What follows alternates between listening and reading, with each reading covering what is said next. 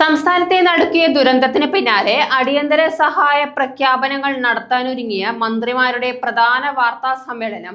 എന്നാൽ അതിനിടയിൽ ആരും പ്രതീക്ഷിക്കാത്ത തരത്തിലുള്ള ഒരു പ്രതിഷേധം വേദിയിലേക്ക് കടന്നു വന്ന് സ്വന്തം വീട്ടുവിഷയം ഉയർത്തിപ്പിടിച്ച ഒരു സ്ത്രീ, മണിക്കൂറുകളായി നീണ്ടുനിന്ന അവ്യക്തമായ സംഘർഷം, ഒടുവിൽ വാർത്താ സമ്മേളനം പോലും തടസ്സപ്പെട്ട ഒരു അപൂർവ സംഭവത്തിന് സാക്ഷിയായി തൃശൂർ കളക്ടറേറ്റിൽ ഇന്ന് നടന്നത് സാധാരണ ഒരു വാർത്താ സമ്മേളനം മാത്രമല്ലായിരുന്നു.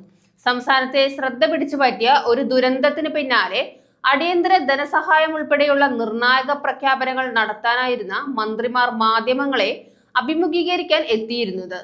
മന്ത്രിസഭാ യോഗം പൂർത്തിയാക്കിയതിന് പിന്നാലെ മന്ത്രി VN വാസവൻ, കടകംപള്ളി രാമചന്ദ്രൻ, R ബിന്ദു എന്നിവർ ഒരുമിച്ചിരുന്ന വേദിയിലേക്കാണ് അപ്രതീക്ഷിതമായ ഒരു സ്ത്രീ പ്രതിഷേധവുമായി എത്തിയത്. വാർത്താ സമ്മേളനം ആരംഭിക്കാൻ ഒരുങ്ങുന്നതിനിടെയാണ് ഈ സംഭവം ഉണ്ടായത്.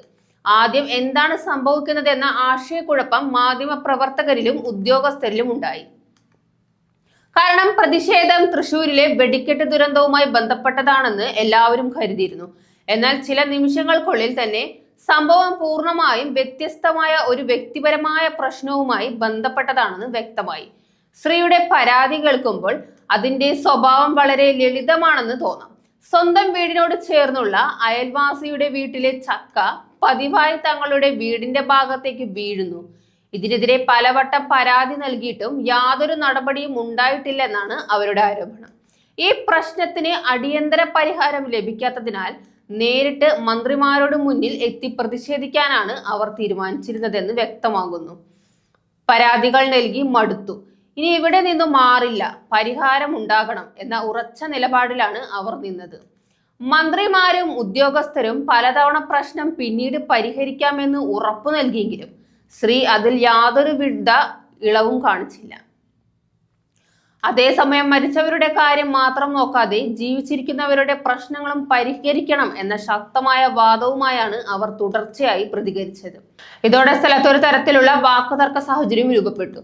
വാർത്താ സമ്മേളനം ഏറെ നിർണായകമായിരുന്ന സാഹചര്യത്തിൽ മന്ത്രിമാർക്കും ഉദ്യോഗസ്ഥർക്കും ഇത് വലിയ അസൗകര്യമായി മാറി. മാധ്യമപ്രവർത്തകരും സ്ഥലത്തുണ്ടായിരുന്ന ഉദ്യോഗസ്ഥരും സ്ത്രീയെ മാറാൻ ആവശ്യപ്പെട്ടെങ്കിലും അവർ പ്രതിഷേധത്തിൽ നിന്ന് പിന്മാറാൻ തയ്യാറായില്ല. സ്ഥിതി നിയന്ത്രണാതീതമാകാൻ സാധ്യതയുണ്ടെന്ന് കണ്ടതോടെ വനിതാ പോലീസിനെ വിളിച്ചു വരുത്താനുള്ള നടപടികൾ സ്വീകരിക്കുമെന്ന് മന്ത്രി R ബിന്ദു വ്യക്തമാക്കി. അതിനിടയിലും സ്ത്രീ തന്റെ ആവശ്യത്തിൽ ഉറച്ചു നിന്നുകൊണ്ട് വേദിക്ക് സമീപം തുടരുകയായിരുന്നു.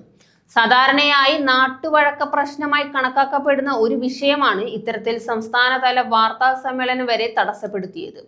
വലിയ ദുരന്തത്തിന്റെയും അടിയന്തര പ്രഖ്യാപനങ്ങളുടെയും പശ്ചാത്തലത്തിൽ നടന്ന ഈ സംഭവം ഭരണ സംവിധാനത്തെയും പൊതുജനങ്ങളെയും ഒരുപോലെ ചിന്തിപ്പിക്കുന്നതായാണ് വിലയിരുത്തപ്പെടുന്നത്.